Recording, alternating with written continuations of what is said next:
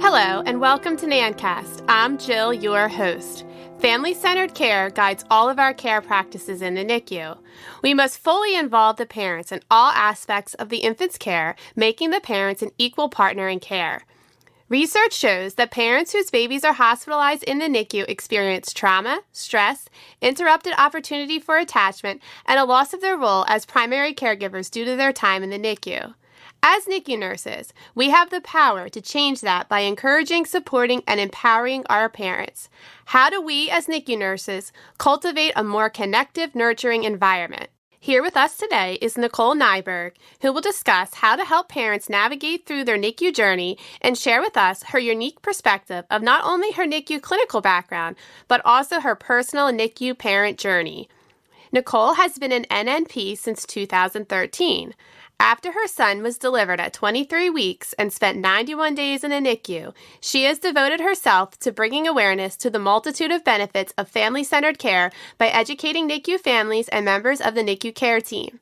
Nicole shares her passion of supporting, educating, and empowering NICU parents outside of work through the organization she founded, Empowering NICU Parents, with educational content via the Empowering NICU Parents podcast, through the website, and her published NICU journal, Our NICU Roadmap. Let's get right into it. Hi, Nicole. Thank you so much for joining us today.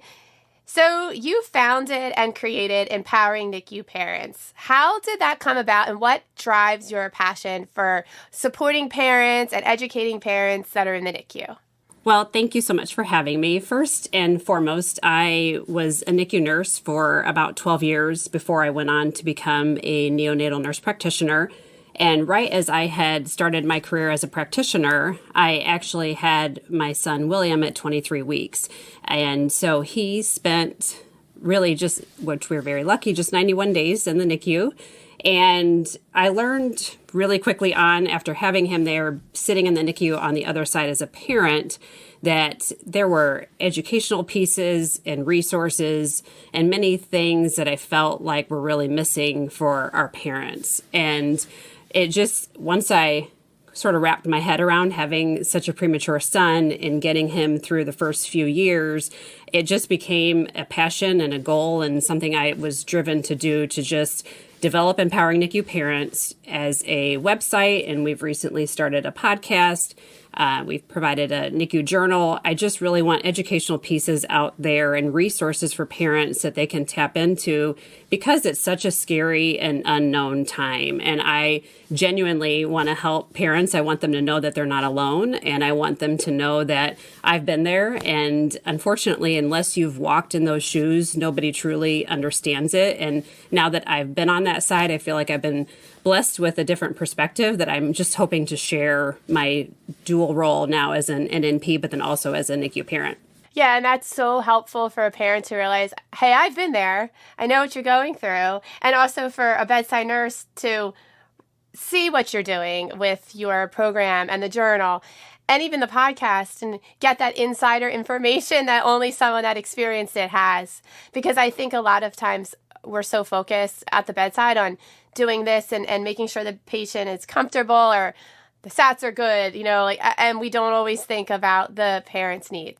It must have been so hard because you had that information, you knew what was going on, but I feel like once you're in that bedside role, like when you're outside of the bedside, you lose all that. Like that just goes out the window. Right. As a mom, it changes everything. Again, it was a blessing and a curse that I had the knowledge that I had. I had the background experience as a NICU nurse and as a new NNP. But when you're a mom, everything changes. You don't think the same. This is your child. And so it changes everything about what you think about and what you're worried about. And just as you said, NICU nurses are so busy at the bedside, again, with a lot of the medical needs and carrying out the orders and ensuring the baby's safety. As much as we want, and they want to educate the parents, and there's not always time for that. And it's just, that's unfortunately the way that the world is now, especially. And so I'm just hoping to have available resources so that even NICU nurses can point parents into the direction of either my website or my podcast or some of those other resources that are available out there.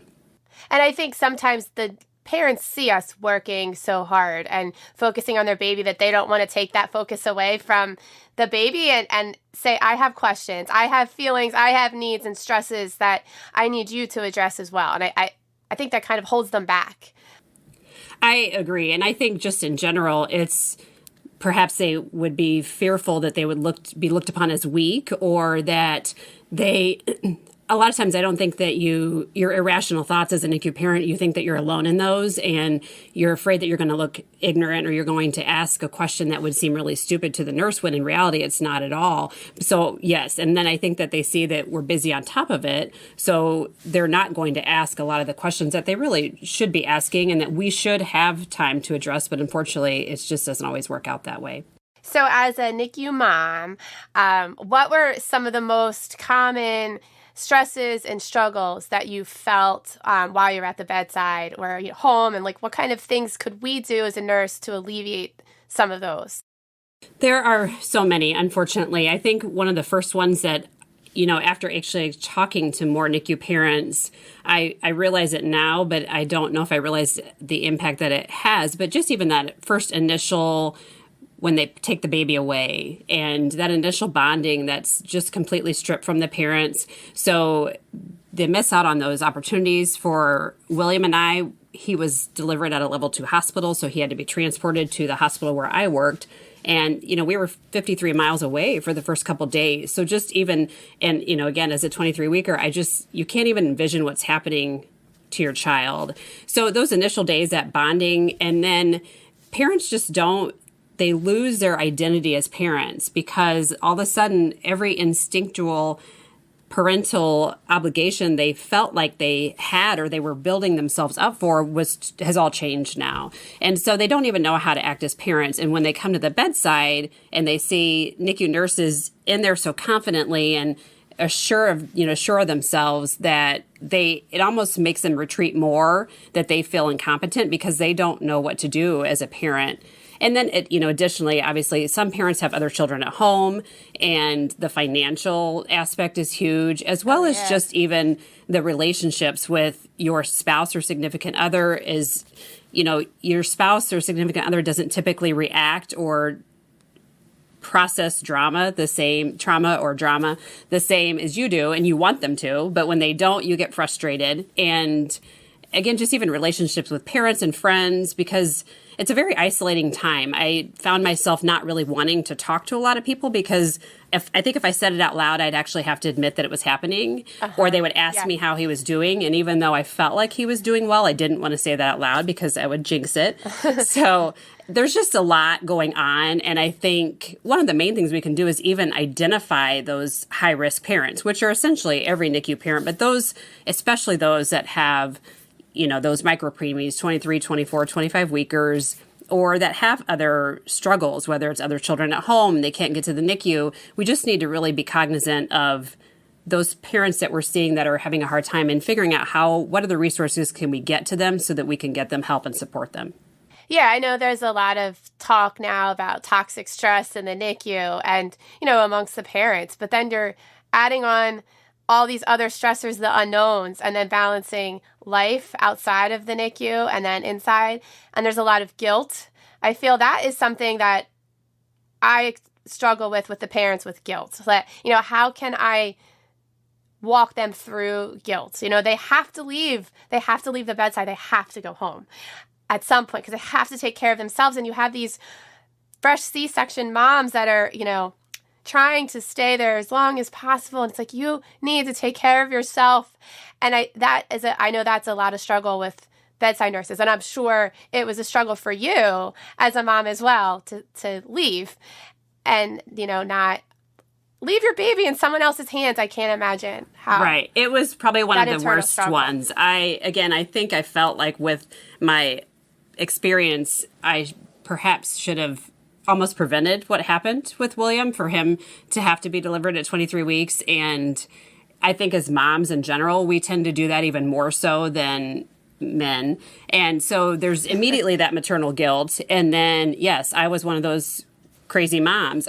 My husband could not get me hardly to leave William's bedside. I felt like I think because I probably had guilt, I felt like if God forbid anything happened to him, I wanted every minute that I could be with him and that I could hopefully try to help him. And I always said if I would sit there and sing to him and pray with him, and if he could sit in there and fight for his life, I was going to do what I could.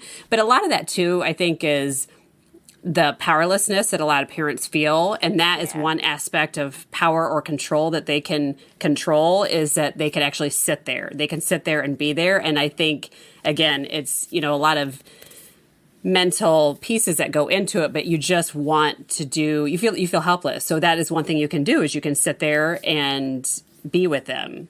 And on the other, on the flip side, some parents can't bring themselves to stay at the bedside. And a lot of times we attribute that, oh, well, those parents aren't bonding. Why aren't they coming in? And we look at, I hate to say that, but sometimes we look upon that negatively, and where are they? But we don't spend the time to really get to the bottom of it. Are they dealing with other things? Like you said, sometimes there's stuff going on at home that we just have no idea. Maybe they're not finding support outside of the hospital. So, right. That's the time that we have to use other resources, like you mentioned. Right. Work, and even, my husband early on was sort of one of those parents. He was drifting away. And I think that was his coping mechanism. He didn't want to get attached to William because he was so fearful of losing him, where I said, you couldn't get me away from him. So part of that is, yes, there's a lot of parents that can't be there physically, whether it's transportation or, yes, they have other children at home, or it's their way of processing it. But I agree with you. And I think it's important, if the nurses are identifying that yes, unfortunately, we're super quick to judge. But if we could just find, there's a lot of NICUs that, like, we use palliative care to come in and talk to the parents. I've heard of a lot of other NICUs that are actually bringing in mental health specialists. And obviously with the parents' permission, just say, if there's, or even social work, can we bring somebody in to try to help you work through this so that you can be here with your baby? So yes, if we could just pause and not really try to figure out what it is, but just ask them if there is something and then try to get them the resources, I think that would be helpful. Yeah. And it's important that the mom or the family feels, that they can trust the nurse. I know we have a point person on our unit that will contact and have a relationship with all of our micro preemies that we know are going to be there for a long time. And that's the nurse that, if they're having issues, that they can go to. And I think it's more comforting for them to know, oh, I'll talk to her. I don't have to bother my nurse that's at the bedside and take her away from my son or daughter's care. Right. Trust is huge. Yes. So I love that when there's a nurse navigator or somebody that can come in and the parents know, sometimes they even know that nurse from antepartum. Sometimes they know the nurse from antepartum or while they're on bed rest in the hospital. So if there's somebody that, yes, as long as they can trust somebody, then hopefully they'll open up to them. But I think it's important that we're always checking in. I think we feel like we're bothering parents by asking how they're doing, because I always say, if you would have asked me probably 5 times, I would have said, oh, I'm good. But perhaps by maybe the 7th or 8th time, I would have said, actually, I'm probably not doing really well. I'm just trying to just cope and proceed on. Day by day, minute by minute, at that point, sometimes that's all you can expect. Right. So you talk about like how, your parental role has totally changed at time of delivery when they're taken away and they're premature, or they're not what you expected to have as a delivery. How can we be able to give parents a little bit of feeling of that they are still a parent? And, I feel like a lot of times we give the parents direction, like, no, you can't change the diaper now. No, you can't take the temperature, and we take over, and that's awful that we do that. So what are some tips that you could give to nurses to help parents feel more actively involved in their parents, and actually a partner, I guess you could say, in care? Right. Yes, absolutely. So I think one of the main things is just even initially is a welcoming environment, whether you're bringing the dad with you during, right after delivery, upon admission, or even the mom's first visit. Again, it's all very overwhelming, but just even introducing names, asking them their baby's name, and just doing a few simple educational pieces of what are we attaching to their baby, what is hooked up to them, what are the monitors, what are some of the sounds that they'll hear, and just a welcoming environment, just so they don't feel like a visitor or like a guest. And then from there, there was something that I read that nurses, if they could come from more of a coach or facilitator position versus, and I admit it too, I was a NICU nurse for 12 years, that you feel like it's so much quicker and you're more competent in caring for the baby, and you can get a diaper change done quicker by yourself. You can feed the baby probably a little bit better than the parents, but involving the parents from the get-go as soon as we can is huge, because like I said, the more that if we kind of shove them aside, the more that they feel incompetent, and they'll actually continue to retreat more.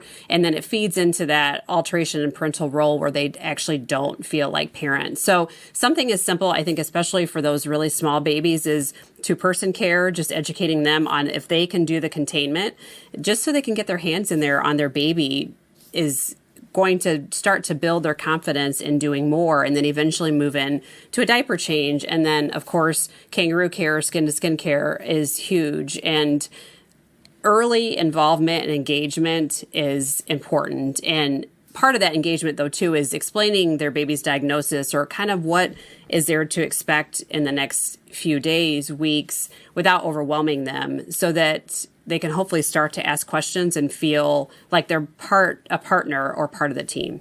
So you recommend when the parents first come in to just, first time they visit, to just start that rolling. And because I think a lot of times we're like, oh, we don't want to overwhelm them. So, leave them to, visit with their baby and kind of stand to the side. I think a lot of people take that approach, but it seems like it's a lot better to start right as soon as they come in and get them active. I think so, because I think, again, it's so scary, but if you involve them from the beginning, they're not going to question what they're doing or that they shouldn't be touching their tiny baby, because as long as we are giving them direction and how to do it appropriately, and, we have a lot of small baby units around here. If there's a small baby unit, or, if you're admitting a small baby, just talk to them about the fact that why is it dark in here and what are we doing, and give them pieces of education about neurodevelopmental care. And again, not overwhelm them, but just very small bits of information. But I think the sooner you can get them involved, the more they will build their confidence and they'll want to continue to be engaged. Yeah, and I think they get so excited when we include them, and, even the simple act. I love to do oral care with the parents, and they get so excited, and it means the world to them, and it's a 5-minute task that you can stand there and assist the parents in doing, but that makes all the difference in the world. So I think we have to find, like you said, we have to find those little areas that they can help with, even if it's just containment during care. Right. And just even having them hold their hand while we're putting leads on and things, a lot of our nurses will say, Dad, come right up. You can hold her hand or hold their hand. And like you said, oral care, I think parents are amazed, especially when you have these teeny tiny babies, even if they have an endotracheal tube in, that you give them oral care and they will start sucking. There's just like some of those things that you just don't realize. But I think we tend to over time take for granted. But when you see the parents' reaction and the joy from it, I just feel like it just reassures and confirms what we're doing, because again, that's their baby. And it's one of the things we have to reiterate over and over to ourselves, is that is their baby. This is their one opportunity, and they'll remember those things, the good and the bad. Exactly. And I think it makes the baby seem more like a baby and not medical patient in front of them. Oh my gosh, they suck. And, right. They're looking at me and they're holding my hand. And you're right. We do take that for granted because we see it all the time. So including parents in the plan of care is also very important, so they know what's going on. How do you encourage parents to be more active in rounds? And also, how do you encourage, as a bedside nurse, the medical team to be more active and involved with the parents as well? Great question. I think first and foremost, again, every family and their circumstances are different. So I think it's crucial in the very beginning, and then even throughout the baby stay, that we are discussing with parents, when rounds are, and then also to ask the parents if they feel like on a daily basis if they will be able to be there and be present for them. And if not, how would they like to be communicated with, either during rounds? Would they want like a phone call, or some units do FaceTime videos, or would they just prefer a phone call from a provider later in the day? So I think just trying to find out what exactly the family wants, because every family is different. And that's part of family-centered care, is figuring out what works for each family.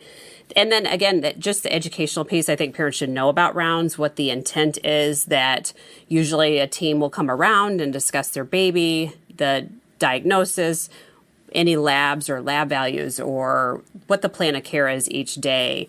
And I think once parents start to become involved in rounds, they will then start to ask questions, and especially if the team is discussing things with them, not just telling them what's happening, but if there are options, here are our options, and how do they feel about those? And part of the reason that I put my NICU journal together is I did a whole section on daily rounds, because I think parents don't know what to ask. They don't know even what the purpose is. So each day, then I have like a section of, the baby's weight and the gestational age and what the feedings are at and any lab values that they did that morning, so that parents have questions to ask. Or I think it's important for parents to even have a pre-conversation with the bedside nurse if they can before rounds, if they're worried about how they're going to ask a question, or again, a lot of times rounds can be so many people and very overwhelming for parents that they don't even want to ask questions. So even if you ask the nurse, say, do you mind asking this for us? I think a lot of nurses will do that, because nurses are obviously the baby's advocate and the family's advocate. So I think a lot of times they'll say, hey, the parents are curious about X, Y, and Z. So I just think the more that parents are involved and the earlier on that they're involved in rounds, the more confident they will be in participating in them. And I also think that sometimes, I know for our welcome package that we give our families is a little notebook, so they can jot down questions for, whenever they come up, and then they have that there that they can refer to. And that's always helpful, because how many times you talk to someone and then they leave and, I should have asked them that. So I think that's helpful. Yes, I think. And is there stuff like that in the journal? There is. In your journal? Yeah. So I have an area where they could write the questions that they have each day, because again, just as you said, I think you get so bombarded with a lot of information that anybody, let alone a scared parent, is going to forget the questions that they had or what they were thinking about in bed last night while they were trying to sleep. So if there's a spot there that they can write down what they want to ask for the day, and then also what the plan of care is, and then even the care team providers, because it's one of the things that I wanted to know. I wrote down every single day who the neonatologist was, who the NNP was, who the nurse was, because part of it is, too, it's just you'll go back and that will be a great keepsake for your baby and your family. But yes, like you said, one of my intentions was to have a spot that they could pre-write down questions each day, and just so they don't forget them during rounds. We were talking a lot about how we need to start incorporating parents in care and making them feel that they are confident to care for their baby and feel comfortable to either speak up or to help with care. What are some of the positive effects that we're finding on allowing these parents to have frequent involvement, and especially early on? One of the main ones is the bonding, because a lot of times once parents feel like they're stripped or their parental role is stripped from them, the bonding with their infant is affected, but it can be in a negative way. So if we can encourage involvement, bonding will start to slowly come back. And again, the confidence, which then reiterates the bonding and them continually wanting to become involved. And a lot of the research has shown that parents that are there and they're bonding and they're helping to take care of their baby, that they're learning their behavioral cues, the negative ones and the positive ones, that those families that go home are a healthier unit as a whole, because the parents are confident. They've learned how to take care of their baby with the assistance of the NICU care team, guiding them and coaching them. So once they're home, they're confident. And those babies actually have shown then to have better neurodevelopmental outcomes in the future, because again, they're going home to a loving environment with confident parents who have the ability to take care of their own baby. So a lot of that, like I said, if the parents don't kind of jump in and get involved, then the bonding is affected, and then it just causes this negative cascade event. I know that a lot of times, even just explaining to parents baby stress cues. And, when they are trying to do containment or holding the hand or whatever, if they're in the isolette, and you can say, like, look, they're telling you they're angry or they're stressed, and it gives the baby I feel like it gives the baby a little personality, and the parents really feel that they can read their baby, and they know if they like this or they don't like that, and it does really carry through this day. And you're right, it does help neurodevelopmental outcomes, and they're like, oh wait, I get a hands off him because he seems to be not having a good day, and he's not liking my touch or what I'm doing to him. Right. And I think it's important to do it before, we're taking them out of the crib and trying to teach parents how to feed them. Because if you're educating them and showing them, the splayed hands or some of the other negative behavioral signs that they're overwhelmed, if they're just learning those when you're getting ready to start to PO feed them, then you're almost like behind the wheel. So we need to start doing it earlier on so that, yes, when they take them out to feed, they're like, oh, you know what? I think he or she is overwhelmed right now, and I'm going to pause and so that's awesome when you have these parents that are recognizing that. We've done our job well, because, again, a lot of those cues, we had such a fabulous night nurse, Stephanie. I don't know if she'll listen, but my parents loved her because she would say, I'm going to wait a little bit, and just giving William a good pause just so he could kind of recollect himself when he was so tiny. And had I not known those cues, I would have learned that from her. So just even pointing out, and it doesn't mean it's a negative thing, but just, say, look how they're putting their hand in front of their face, or they're yawning a lot, or, oh, now they have the hiccups. Those are just simple things that parents will probably think, oh, look, it's so cute. And it is, but it also is a sign that they're a little bit overwhelmed. I think bedside nurses sometimes are a little nervous to tell parents, like, you need to back off a little bit because they're not tolerating X, Y, or Z. But if you, like you said, if you make it more of an educational piece that you're telling them this is your baby telling you this, then maybe it'll be more of a learning experience, and hopefully they can carry that further. Because I hate telling a parent that it's not a good day to do kangaroo care if they're having a rough day. I hate delivering that news. But if you can try to make it a positive spin, I guess. Right. And just even, you mentioned just how you say it. The verbiage that we use, too, is huge. And so, like you mentioned earlier, we don't want to say, don't do that, don't do this, but just say, hey, listen, he or she seems to be having a little bit of a rough day. It's not anything, terribly negative. It's just this isn't a good time for them right now. And I think as long as we present it empathetically, and that you let the parents know that you're disappointed too, that they can't do kangaroo care, or that maybe they're not tolerating a PO feeding attempt, and I think as long as we always say, I'm trying to do the best thing for your baby, we want the same outcomes here. I don't think that we can continue to have this conversation without mentioning COVID and how that's affecting staffing, and also burnout of our nurses. And, in order to have all of this conversations with our families and incorporating family-centered care, that's a lot. And they're stressed out about everything that's going on in the world. We're stressed out. What are some ways that we can combat that? And, how do we fight those barriers that we're facing today? That is a great question. Yes, I feel like obviously, COVID has affected everybody in some way, and a lot of times people may think it's not really in the maternal child world, but it definitely has affected our world as well. Between, there are some moms that are positive, and then how we treat the baby, whether they're in isolation and testing them.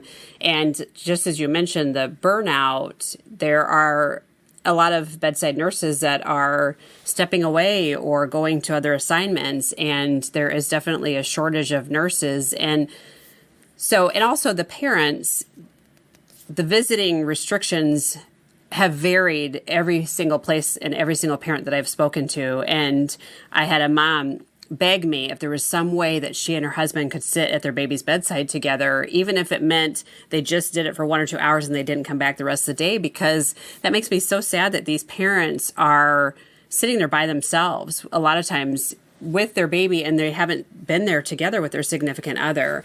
And I just think if we could all just remember how much that this is affecting everybody, and although the nurses at the bedside are stressed and burnt out and some days not wanting to come into work, we have to remember the parents too, because on any day, this is not where they want to be. And they certainly don't want to be there during a COVID pandemic and not being able to sit there with their significant other or not being able to come in and see their baby certain times. So we have to just remember to show grace and to try to show some compassion and remember that this is their child. So what is another day for us at work is this is their time with their baby. And if we could just try to do our very best to still promote family-centered care. And if there are some of those units that are just doing one parent at a time, then, offer a FaceTime or let me take a picture of you doing kangaroo care for the first time so that we can show your husband and, just trying to support them as much as we can. Like you said, every hospital has different policies on COVID. And we have a COVID positive patient and baby, and the parents can't come visit. And, and that's horrible. So how do you allow some kind of family bonding? And nurses are very creative. And I think we found some ways, though it will never replace the actual bonding. But we have found creative ways with pictures and videos and FaceTime. Some units have the streaming cameras that we have, and so there are little ways that you can try to break some of those barriers, but it is really difficult. Right. I think yes, like you said, the live stream videos are amazing. Those did not exist whenever William was in the NICU. I actually ended up speaking at a benefit so that our NICU could get them, and we now have them, which was very exciting, and just to be able to, yes, peek in on them and see them. And I know a lot of them, you can write little notes on them. And it may seem so silly to you, but for a mom to see, William's eyes were fused. And so I think on day 5, one popped open and then later the other one did. And the nurse got the Polaroid camera and took a picture because it happened during the night. I wasn't there. So I think we underestimate those small gestures, how much they mean to parents, but they are huge because we have to remember this is their baby. And William was my first baby. So to see that, I just loved her doing that. And they would draw pictures on the memo board and things like that. So just parents, again, kind of goes back to the trust. They feel more confident when they trust especially the team and the bedside NICU nurses. And when they know that you care and that you're really giving love and attention to their baby, it just means so much. And I cannot underestimate saying that. It just means so much when you see look what they did. And it really fills your heart, especially if you can't physically be there. Yeah, and that's, when we're having all of this burnout and staff shortage and everything that goes around COVID, like you said, just a little small gesture goes a long way. So if we could just etch out an extra 5 minutes of our time to do something that could mean the world to somebody, and I'm hoping that people that are listening can take that advice and open their hearts and take a little bit of time with those parents that are struggling.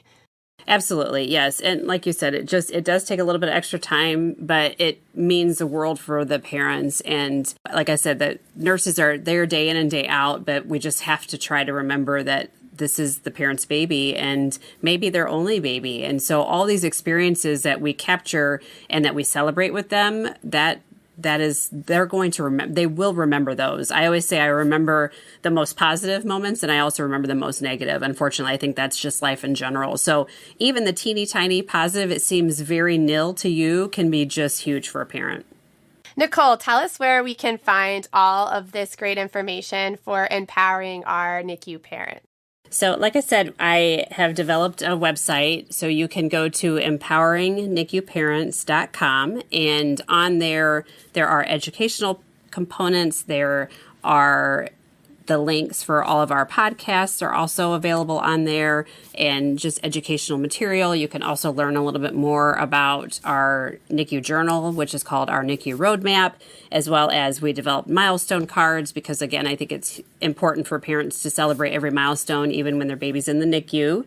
And the podcast, which, again, has educational topics from an infant of a diabetic mother all the way to respiratory support to I just did one about how important it is to read to your baby in the NICU. So for either nurses or parents, that is the Empowering NICU Parents podcast, and it is available on most platforms, on iTunes, Spotify, Google Podcasts. So again, I try to release them as many as I can, and that is just full of educational materials. Some of them even have information about maternal mental health and things that I just think are really important. So, and that's obviously all free. So just a way to hopefully for those parents to listen to something quick on their way to the NICU, maybe just to get some extra information, and even to help parents think of questions to ask their NICU nurse or the providers as, they get to the NICU and want to stay engaged with their baby and their progress.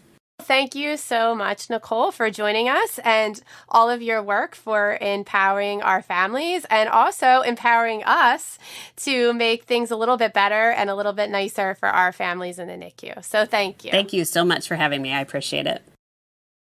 Make sure you never miss an episode of NANcast by subscribing now. This podcast is made possible by listeners like you.